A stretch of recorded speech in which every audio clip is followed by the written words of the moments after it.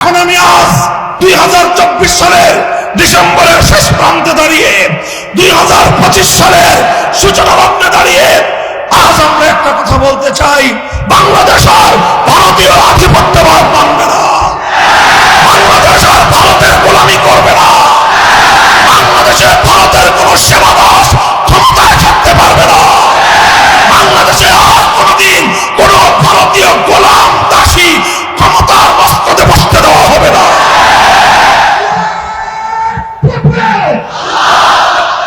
80 বছর ধরে আমাদের সেই প্রাপ্য অধিকার থেকে আমাদেরকে বঞ্চিত করা হয়েছে।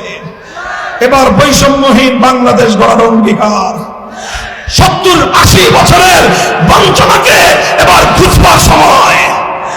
এবার বাংলাদেশের মানুষ তাদের হাজার বছরের অভিপ্রায় আল্লাহর কোরআনের আইন বাস্তবায়ন করবার সময়। আল্লাহর আইনের বিরুদ্ধে কোন প্রধান উপদেষ্টা যদি কোন আইন জারি করে সেই প্রধান উপদেষ্টাকে বলা হবে তাগুত।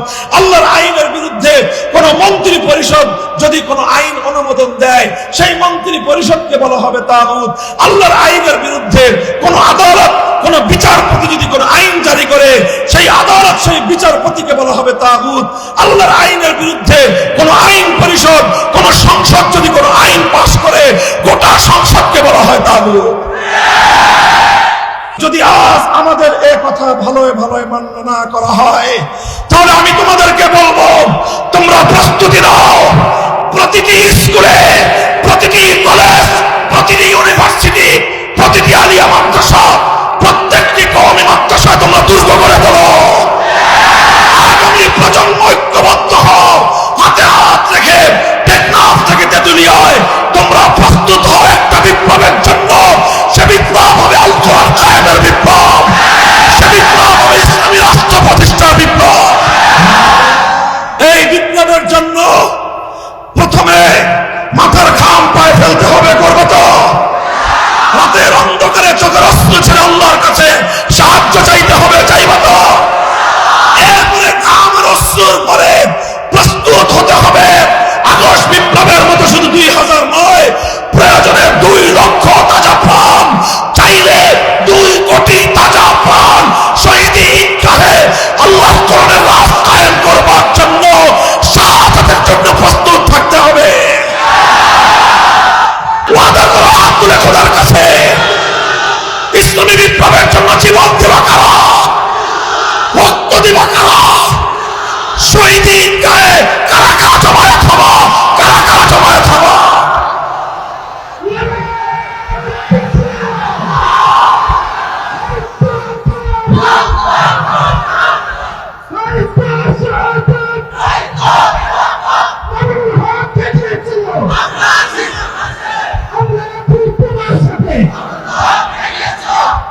সকল খুঁটিনাটি ভেদাভেদ, সকল ফুরুই ইখতিলাফ, যেই সকল মূল বিষয় আছে সেগুলো বাদ দিয়ে সাধারণ এবং ছোটখাটো মতবিরোধগুলোকে ঘরের ভিতরে আলোচনার টেবিলে সমাধান করুন।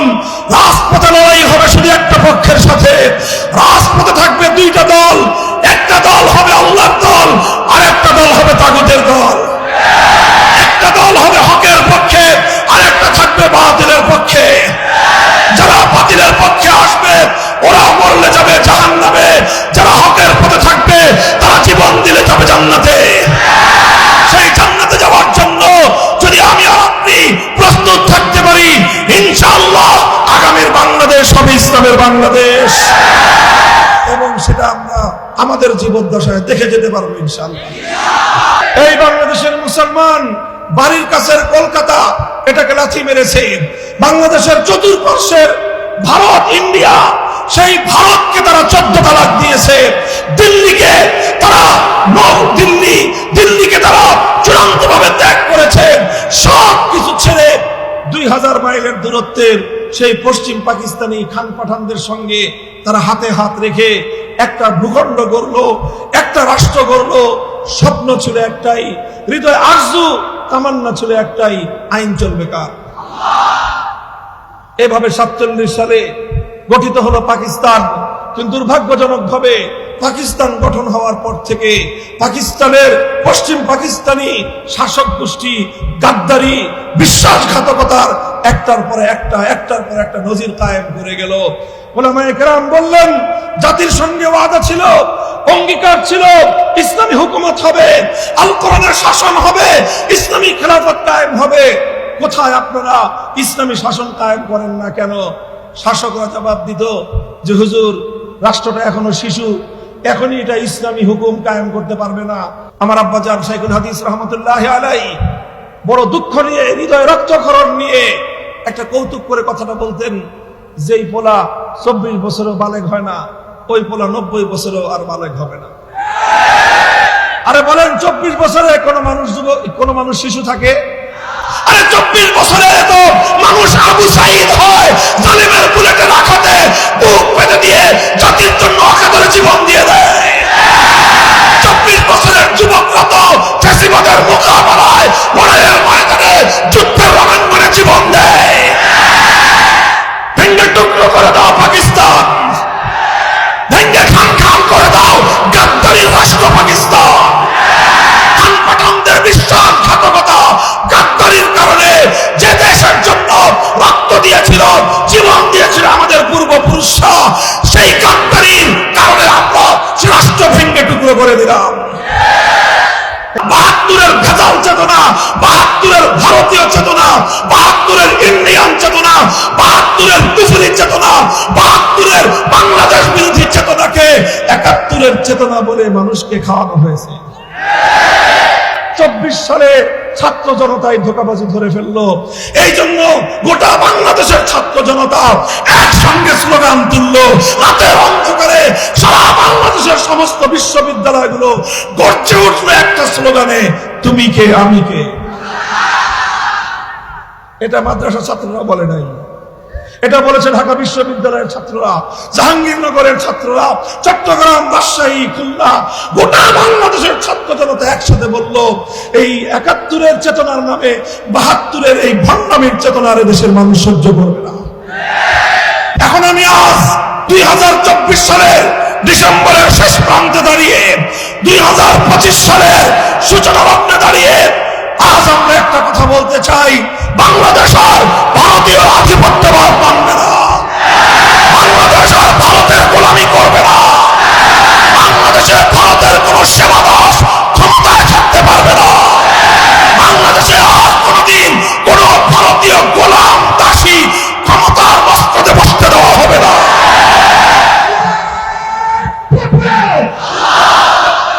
80 বছর ধরে আমাদের সেই প্রাপ্য অধিকার থেকে আমাদেরকে বঞ্চিত করা হয়েছে। এবার বৈষম্যহীন বাংলাদেশ গড়ার অঙ্গীকার। 70-80 বছরের বঞ্চনাকে এবার বুঝবার সময়।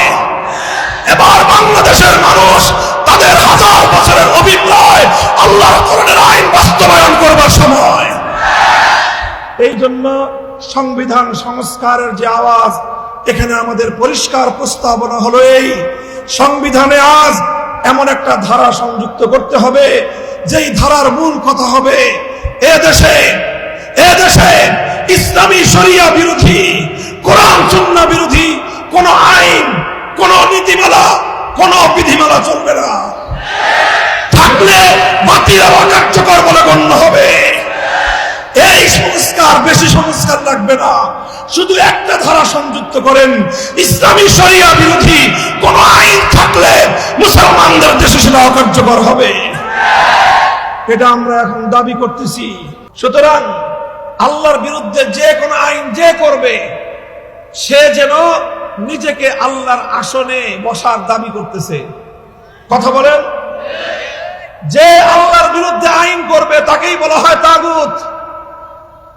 যে ব্যক্তি যে কোনো ফোরাম, কোন আইন যখন করবে আল্লাহর আইনের বিরুদ্ধে, তাকে বলা হবে তাগুত।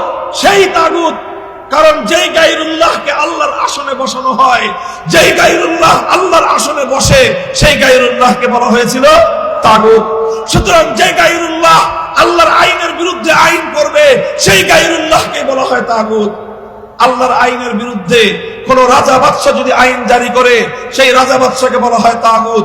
আল্লাহর আইনের বিরুদ্ধে কোন রাষ্ট্রপতি যদি কোন আইন জারি করে সেই রাষ্ট্রপতিকে বলা হয় তাগুত।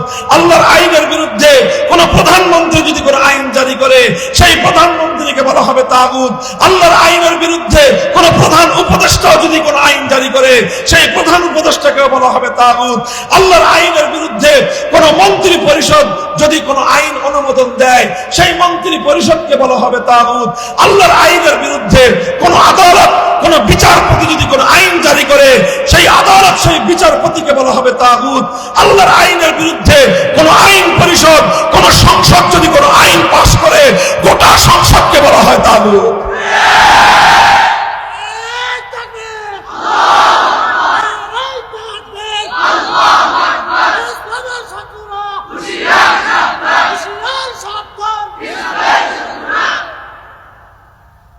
এই যে বিষয়টা এই বিষয়টা আজ পরিষ্কার করতে হবে।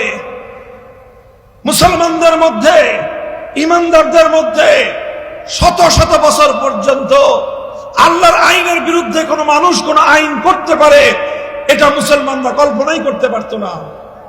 সর্বপ্রথম মুসলমানদের মধ্যে অভিশপ্ত ধারা চালু করেছিল তাতারি সম্প্রদায়। তারা তাদের নেতা চেঙ্গিস খানের বানানো আইন মুসলিম জাতির উপর চাপিয়ে দিয়েছিল।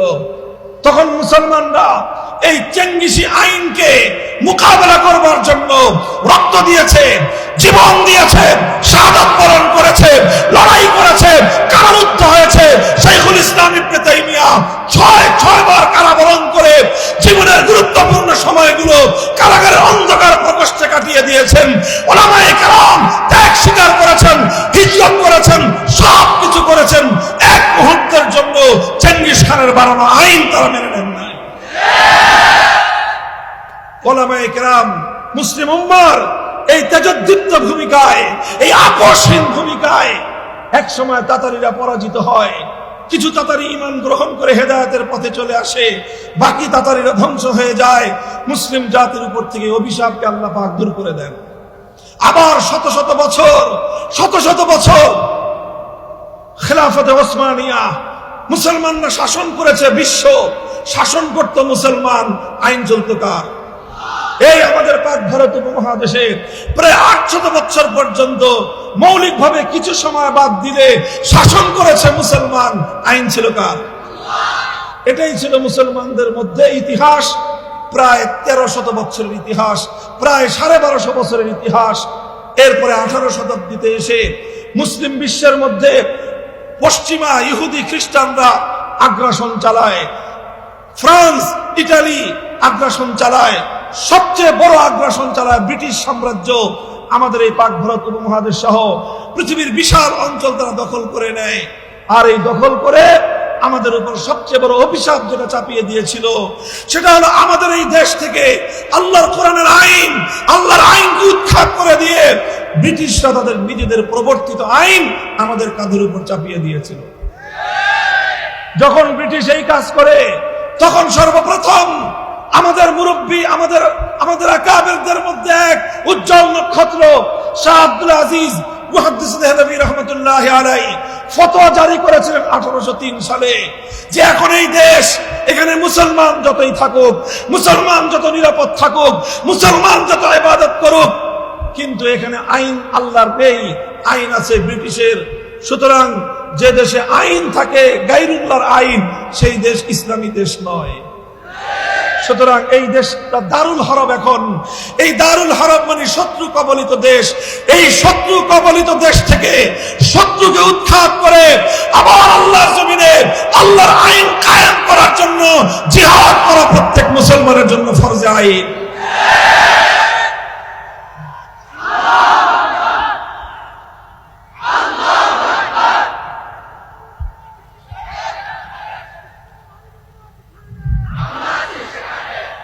এইভাবে এই ফতোয়ার পর 1831 সালে জিহাদ হয়েছে বালাকোটের রণাঙ্গনে, শহীদ হয়েছেন সৈয়দ আহমদ রহমতুল্লাহি আলাইহি। 1857 সালে জিহাদ হয়েছে শামিলির রণাঙ্গনে, ডাক দিয়েছেন হাজী আমদাদুল্লাহ মুহাজির মক্কি, শহীদ হয়েছেন হাফেজ জামিন শহীদ রহমতুল্লাহ আলাইহি, এরপরে হাজার হাজার উলামায়ে কেরাম জীবন দিয়েছেন। ইতিম হয়েছে আলেমদের সন্তানরা, বিধবা হয়েছে আলেমদের স্ত্রীরা, কোল খালি হয়েছে আলেমদের মায়েদের। লক্ষ লক্ষ প্রাণের বিনিময়ে এক সময় ব্রিটিশরা এই দেশ ছেড়ে যেতে বাধ্য হয়েছে। 1866 সালে দারুল উলুম দেওবন্দ কায়েম হয়। 80 বছরের সংগ্রামের পরে 1947 সালে এই দেশটা ছেড়ে ব্রিটিশরা পালিয়ে যায়। যখন এই দেশ ব্রিটিশরা ছেড়ে দেয়, তখন এই দেশে হিন্দু আর মুসলিম প্রধানত দুই জাতি ছিল। প্রশ্ন এলো, এই দেশ কিভাবে চলবে? হিন্দুরা বলল গোটা দেশ একসাথে থাকবে, হিন্দুরা যেহেতু সংখ্যায় বেশি, হিন্দুদের রাজত্ব চলবে। মুসলমানদের মধ্যে অধিকাংশ মুসলমান তারা বলল যে না, আমাদের এত বড় দেশের দরকার নাই, এত বিশাল রাষ্ট্রের প্রয়োজন আমাদের নাই। আমরা ছোট্ট একটা ভূখণ্ড পেতে পারি, আমরা সেই ভূখণ্ডে অভাব অনটনে থাকতে পারি, সেই ভূখণ্ডে আমরা 3 বেলা না খেয়ে থাকলে 1 বেলা যেন খেয়ে থাকতে পারি, 1 বেলা যদি না খেতে পারি প্রয়োজনে আমরা পেটে পাথর বাঁধবো, আমরা সব ত্যাগের কোরবানি স্বীকার করব, কিন্তু একটা ভূখণ্ড চাই যেই ভূখণ্ডে আইন চলবে কার, যেই ভূখণ্ডে আজানটা হোক একটু শেষ হয়ে যাবে, কিন্তু সকল কিছুর বিনিময়ে আমরা একটা ভূখণ্ড চাই, আমরা একটা দেশ চাই, আমরা একটা মানচিত্র চাই, যেই দেশে যেই ভূখণ্ডে যেই মানচিত্রে আইন চলবে কার, সংবিধান হবে আল কোরআন, এমন একটা রাষ্ট্র আমরা চাই। মুসলমানরা সেজন্য অনেক ত্যাগ স্বীকার করলো, অনেক কোরবানি দিল। হাজার হাজার নয়, লক্ষ লক্ষ মুসলমান নিজেদের বাপদাদার ভিটে মাটি ছাড়লো। কোটিপতি মুসলমান একদিনে পথের ভিখারিতে পরিণত হয়ে গেল। অনেক ভাই নিজের ভাই থেকে বিচ্ছিন্ন হয়ে গেল, অনেক বোন ভাইকে ছেড়ে দিল, অনেক বাবা সন্তান থেকে আলাদা হয়ে গেল, অনেক দম্পতির সন্তান রাস্তার মধ্যে মারা পড়লো, শহীদ হয়ে গেল। হাজার হাজার লাখ লক্ষ মানুষের রক্তের উপর দিয়ে, হাজার হাজার লক্ষ লক্ষ মানুষের জীবন যৌবন সকল সম্পত্তির উপর দিয়ে শেষ পর্যন্ত মুসলমানরা একটা ভূখণ্ড পেল, যেই ভূখণ্ডে আইন চলবে কার। আর সেই ভূখণ্ড পাওয়ার জন্য গোটা ভারতবর্ষের সব অঞ্চলের মুসলমানরাই ত্যাগ স্বীকার করেছিল, কোরবানি করেছিল। পাঞ্জাবের মুসলমান, সেই সীমান্ত প্রদেশের মুসলমান, সেই বেলুচিস্তানের মুসলমান, লাহোর থেকে করাচি পর্যন্ত গোটা ভারতবর্ষের মুসলমানরাই ত্যাগ আর কোরবানি স্বীকার করেছে। তবে সবচেয়ে বেশি ত্যাগ, সবচেয়ে বেশি স্যাক্রিফাইস যারা করেছে তারা হলো আমাদের বাংলাদেশের মুসলমান। এই বাংলাদেশের মুসলমান বাড়ির কাছের কলকাতা এটাকে লাথি মেরেছে, বাংলাদেশের চতুর্পার্শ্বের ভারত ইন্ডিয়া, সেই ভারতকে তারা 14 তালাক দিয়েছে, দিল্লিকে তারা দিল্লিকে তারা চূড়ান্ত ভাবে ত্যাগ করেছে। সব কিছু ছেড়ে 2000 মাইলের দূরত্বের সেই পশ্চিম পাকিস্তানি খান পাঠানদের সঙ্গে তারা হাতে হাত রেখে একটা ভূখণ্ড গড়লো, একটা রাষ্ট্র গড়লো। স্বপ্ন ছিল একটাই, হৃদয় আরজু তামান্না ছিল একটাই, আইন চলবে কার। এভাবে 47 সালে গঠিত হলো পাকিস্তান। কিন্তু দুর্ভাগ্যজনক ভাবে পাকিস্তান গঠন হওয়ার পর থেকে পাকিস্তানের পশ্চিম পাকিস্তানি শাসক গোষ্ঠী গাদ্দারি, বিশ্বাসঘাতকতার একটার পর একটা নজির কায়েম করে গেল। উলামায়ে কেরাম বললেন, জাতির সঙ্গে ওয়াদা ছিল, অঙ্গীকার ছিল, ইসলামী হুকুমত হবে, আল কোরআনের শাসন হবে, ইসলামী খেলাফত কায়েম হবে। কোথায় আপনারা ইসলামী শাসন কায়েম করেন না কেন? শাসকরা জবাব দিত যে হুজুর, রাষ্ট্রটা এখনো শিশু, এখনই এটা ইসলামী হুকুম কায়েম করতে পারবে না, একটু বড় হোক, আস্তে আস্তে ইসলাম কায়েম করব। 5 বছর, 10 বছর, 15 বছর, 20 বছর যায়, কিন্তু এই শিশু আর বড় হয় না, এই শিশু আর বড় হয় না। 20 বছর পরে হুজুরা জিজ্ঞাসা করলেন, তোমার এই বুইরা খাটাস পোলা বড় হবে কবে? বুইরা খাটাস পোলা বড় হবে কবে? 20 বছর হয়ে গেছে, এখনো বড় হয় না। 24 বছর হয়ে গেছে, এই পোলা বলে এখনো শিশু রাষ্ট্র। আমার আব্বাজান শাইখুল হাদিস রহমতুল্লাহ আলাইহি বড় দুঃখ নিয়ে, হৃদয় রক্তক্ষরণ নিয়ে একটা কৌতুক করে কথাটা বলতেন, যেই পোলা 24 বছরও বালেগ হয় না, ওই পোলা 90 বছরও আর বালেগ হবে না।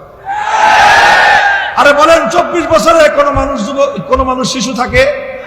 আরে 24 বছরে তো মানুষ আবু সাঈদ হয়, জালিমের বুলেটের আঘাতে বুক পেতে দিয়ে জাতির জন্য অকাতরে জীবন দিয়ে দেয়। 24 বছরের যুবকরা তো ফ্যাসিবাদের মোকাবেলায় লড়াইয়ের ময়দানে যুদ্ধের রণাঙ্গনে জীবন দেয়।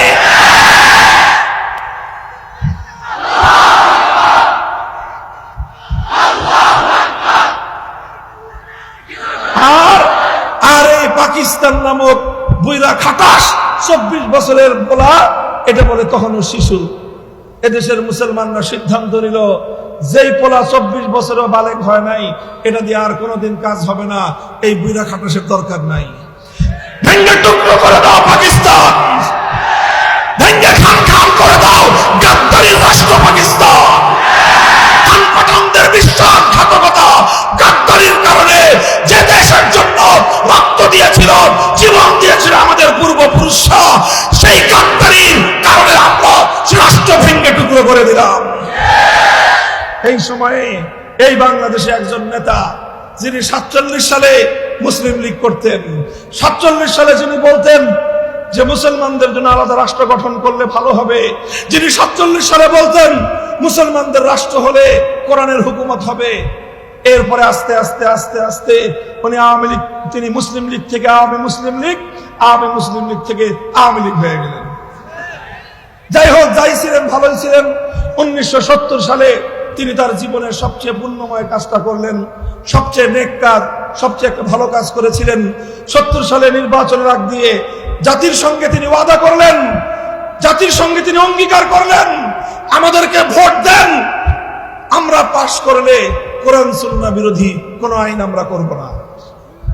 কোরআন সুন্নাহ বিরোধী কোন আইন, এটা 1970 সালের আওয়ামী লীগের নির্বাচনী ইশতেহার, শেখ মুজিবুর রহমান সাহেবের জাতির সঙ্গে ওয়াদা। এটা আমাদের মুখের জোরের কথা না, এটা বাংলাদেশের স্বাধীনতার দলিলে লেখা আছে। আজও পর্যন্ত 70 সালের আওয়ামী নির্বাচনী ইশতেহার পড়েন, সেখানে পরিষ্কার জাতির সঙ্গে অঙ্গীকার করা হয়েছিল কোরআন সুন্নাহ বিরোধী কোনো আইন করবে না। এর ভিত্তিতে মানুষ তার দলকে ভোট দিল, সিল মারলো নৌকায়, এই পরিমাণ সিল মারলো ব্যালট বাক্সে জায়গা হয় না, উপচে পড়লো। গোটা পাকিস্তানের মধ্যে নিরঙ্কুশ সংখ্যাগরিষ্ঠতা তারা পেয়ে গেলেন। কিন্তু পশ্চিম পাকিস্তানিরা তাদেরকে ক্ষমতা হস্তান্তর না করে 71-এর 25শে মার্চ ভয়াল কালো রাত্রে বাংলাদেশের মানুষের উপর চরম বর্বর হত্যাযজ্ঞ চালালো। 26শে মার্চ কালুরঘাট থেকে স্বাধীনতার ঘোষণা দেওয়া হলো। 1971-এর 16ই ডিসেম্বর 9 মাসের মুক্তিযুদ্ধের পর বাংলাদেশ স্বাধীন হলো। স্বাধীন হওয়ার পর শেখ মুজিবুর রহমান সাহেব পশ্চিম পাকিস্তান থেকে মুক্তি পেলেন, গেলেন লন্ডনে। তারপরে তার সঙ্গে যোগাযোগ হলো শ্রীমতী ইন্দিরা গান্ধী, ভারতের প্রধানমন্ত্রী তৎকালীন ইন্দিরা গান্ধী সাহেবা। তিনি শেখ মুজিবুর রহমানের মুজিব কোটের পকেটের মধ্যে ছোট্ট একটা চিরকুট লিখে দিলেন। আর সেই চিরকুটের মোট কথা ছিল এই, যেই দেশটা স্বাধীন হয়েছে এই দেশটাকে স্বাধীন রাখা যাবে না, এই দেশটাকে এমন একটা সংবিধান বানাতে হবে যেই সংবিধানের দ্বারা এই দেশটা চিরদিনের জন্য ভারতের গোলাম হয়ে যায়। এরপর তিনি আসলেন, এসে একটা সংবিধান করলেন, যেই সংবিধানটা ছিল ভারতের গোলামীর সংবিধান, যেই সংবিধান ছিল বাংলাদেশের মানুষের সঙ্গে 100 বছরের আন্দোলন সংগ্রামের সঙ্গে গাদ্দারি আর বিশ্বাসঘাতকতার সংবিধান, যেই সংবিধান ছিল 1970-এ জাতির সঙ্গে তার কৃত নির্বাচনী ওয়াদা এবং অঙ্গীকার ভঙ্গ করে বিশ্বাসঘাতক হওয়ার সংবিধান। তিনি সেই সংবিধানের মূলনীতি দিলেন, সেই মূলনীতি, যেই মূলনীতি ভারতের সংবিধানের আলোকে জাতীয়তাবাদ, ধর্মনিরপেক্ষতাবাদ, গণতন্ত্র, সমাজতন্ত্র, 4 মূলনীতি দিয়ে তিনি সংবিধান তৈরি করলেন। আর এটাকে নাম দিলেন মুক্তিযুদ্ধের চেতনা। অথচ 1947 থেকে 1971 পর্যন্ত 24 বছরে কোনদিন বাংলাদেশে কোন নেতা, কোন খেতা, কোন দল, কোন আওয়ামী লীগ কেউ কোনদিন ধর্মনিরপেক্ষতার কথা বলে নাই। এই 72 সালে ভারত থেকে আমদানি করা হলো ধর্মনিরপেক্ষ মতবাদ।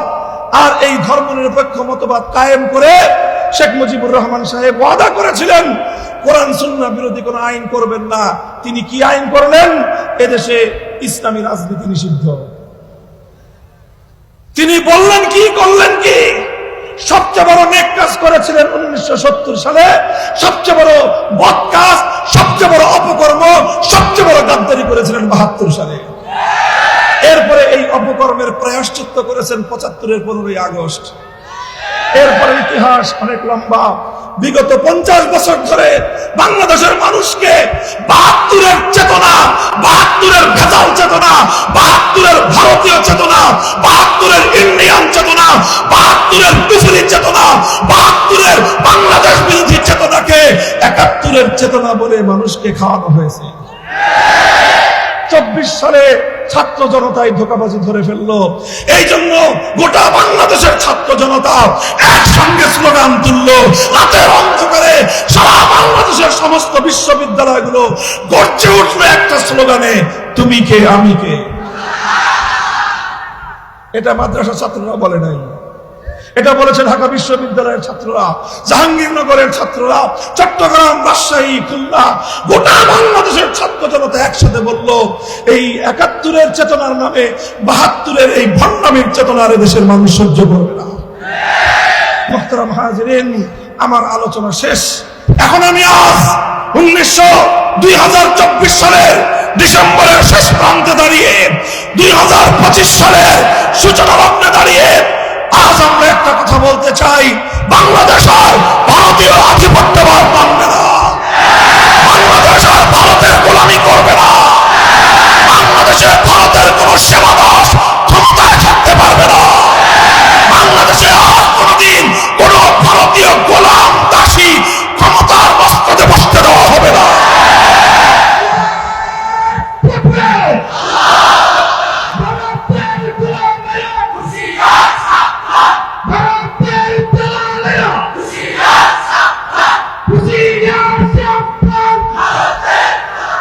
আমরা সরকারকে বলি, এই ২০ বৃক্ষ শুধু ডাল ছেটে মরবে না।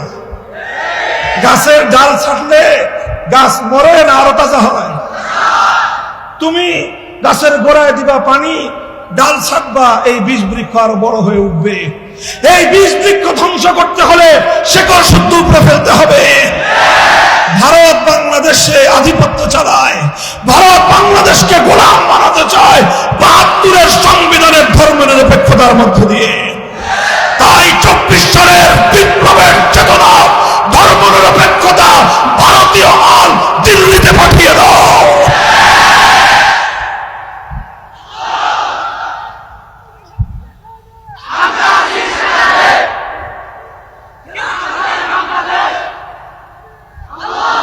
এটা হলো প্রথম কথা, যে এই ধর্মনিরপেক্ষতা নামক সেকুলার ধর্মের সংবিধান মুসলমানদের দেশে চলতে পারে না। এই দেশ 47 সালে আমরা ভাগ করেছিলাম, হিন্দুদের সঙ্গে কথা ছিল আল কোরআন হবে সে সংবিধান।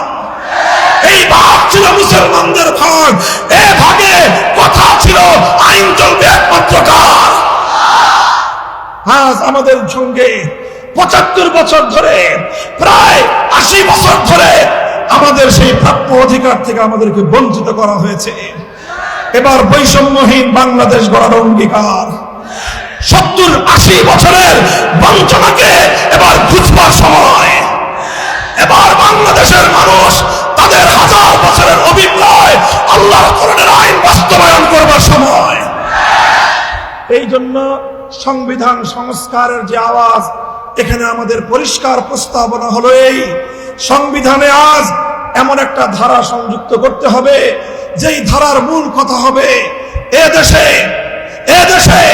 ইসলামী শরিয়া বিরোধী, কোরআন সুন্নাহ বিরোধী কোন আইন, কোন নীতিমালা, কোন বিধিমালা চলবে না। থাকলে বাতিল বা কার্যকর বলে গণ্য হবে।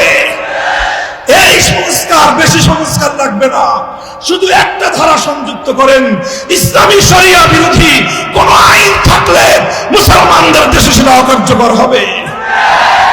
এটা আমরা এখন দাবি করতেছি, এখন দাবির পর্যায়ে থাকবো, আর কিছুদিন আমরা এটাকে দেখব যে এটা কি করা হয়। কথা বলেন ঠিক না বেঠিক? 5ই আগস্টের বিপ্লব বাংলাদেশকে মূর্তিমুক্ত করার বিপ্লব। 5ই আগস্টের বিপ্লব এদেশ থেকে তাওহীদ বিরোধী, শিরকের সিম্বল সমস্ত মূর্তি বঙ্গোপসাগরে ভাসিয়ে দেওয়ার বিপ্লব। এই বিপ্লবের সূর্যোদয়ের আগের সুবহে জাদিদ।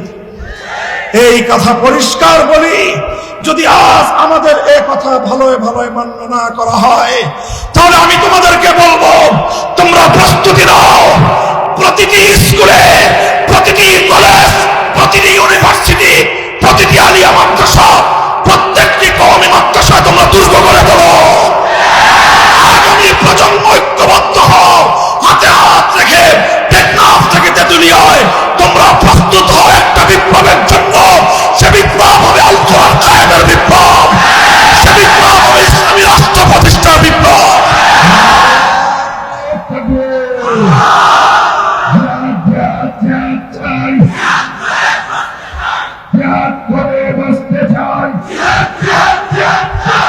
এই বিপ্লবের জন্য প্রথমে মাথার ঘাম পায়ে ফেলতে হবে, করবো তো? রাতের অন্ধকারে চোখের অস্ত্র ছেড়ে আল্লাহর কাছে সাহায্য চাইতে হবে, চাইবো তো? এরপরে ঘামের অস্ত্রের পরে প্রস্তুত হতে হবে। আগস্ট বিপ্লবের মতো শুধু 2000 নয়, প্রয়োজনে 2 লক্ষ তাজা প্রাণ, চাইলে 2 কোটি তাজা প্রাণ শহীদ ঈদগাহে আল্লাহর কোরআনের রাজ কায়েম করবার জন্য, শাহাদাতের জন্য প্রস্তুত থাকতে হবে।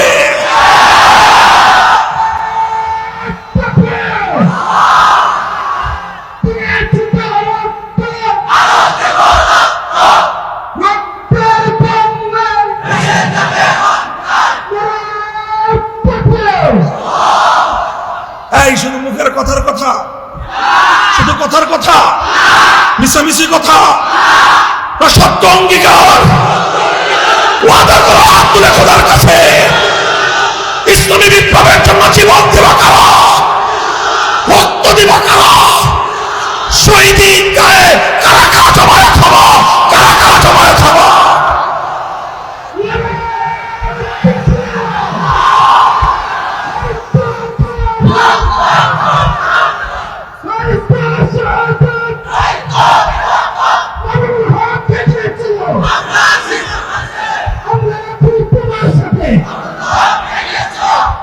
সকল খুঁটিনাটি ভেদাভেদ, সকল ফুরুই ইখতিলাফ, যেই সকল মূল বিষয় আছে সেগুলো বাদ দিয়ে সাধারণ এবং ছোটখাটো মতবিরোধগুলোকে ঘরের ভিতরে আলোচনার টেবিলে সমাধান করুন। রাজপথে লড়াই হবে শুধু একটা পক্ষের সাথে, রাজপথে থাকবে 2টা দল, একটা দল হবে আল্লাহর দল, আর একটা দল হবে তাগুতের দল। একটা দল হবে হকের পক্ষে, আর একটা থাকবে বাতিলের পক্ষে। যারা বাতিলের পক্ষে আসবে ওরা মরলে যাবে জাহান্নামে, যারা হকের পথে থাকবে তারা জীবন দিলে যাবে জান্নাতে।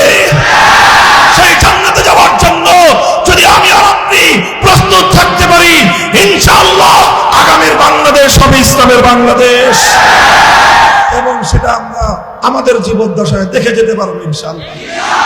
আল্লাহ পাক কবুল করেন, তৌফিক দান করেন। ওয়া আখিরু দাওয়ানা আলহামদুলিল্লাহি রাব্বিল আলামিন। আসসালামু আলাইকুম ওয়া রাহমাতুল্লাহ। সুবহানাল্লাহি ওয়া বিহামদিহি, সুবহানাকা আল্লাহুম্মা ওয়া বিহামদিকা, আশহাদু আল্লা ইলাহা ইল্লা আনতা, আস্তাগফিরুকা ওয়া আতুবু ইলাইক।